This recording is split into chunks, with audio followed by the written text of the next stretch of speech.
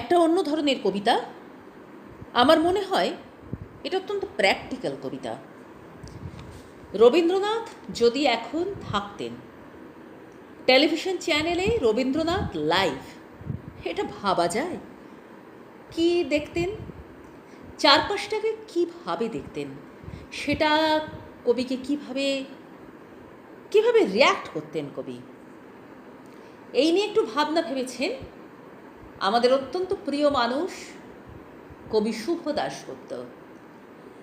কবিতাটির নাম কবি। অনেকদিন ঘুমিয়েছিলেন কবি।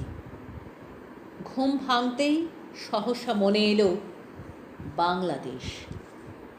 সবুজ মাঠ, উদার সবুজ ঘাস, কৃষ্ণচূড়ার ডাল, রাধাচূড়ার হলুদ, পলাশ, রঙিন শিমুল, উত্তাল পদ্মা, গঙ্গা মেঘনার ঢেউ, রামধনুর আবির ছড়ানো মেঘ, ছেঁড়া বর্ষার আকাশে।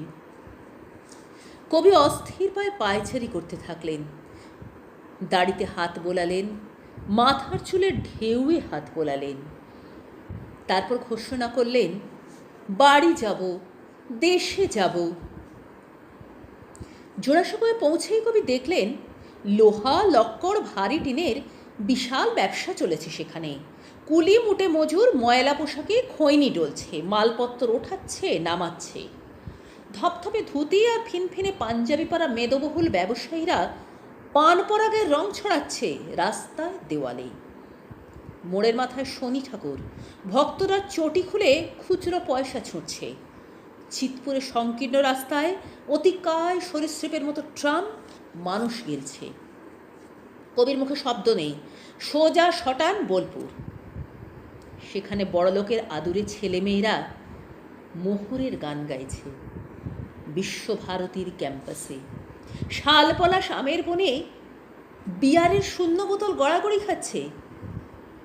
গম্ভীর প্রধানমন্ত্রী গম্ভীরতর আচার্যের ভাষণ দেবেন কাল। চারিদিকে মেটাল ডিটেক্টর, পুলিশে পুলিশে 6 লাখ। ঘন ঘন মাইক টেস্ট হচ্ছে, তাতে গান বাজছে।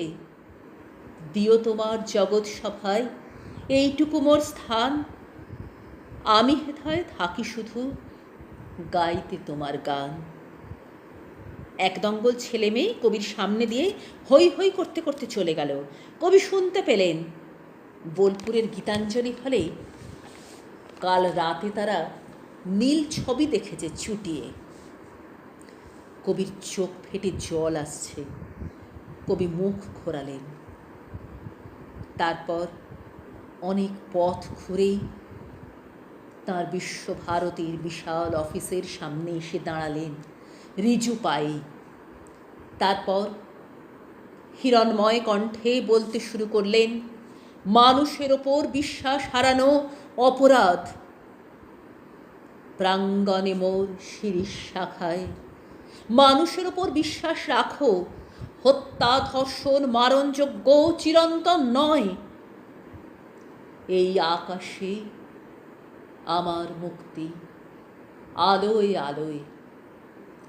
মানুষের ওপর বিশ্বাস হারানো পাপ, মানুষের ওপর বিশ্বাস হারানো পাপ।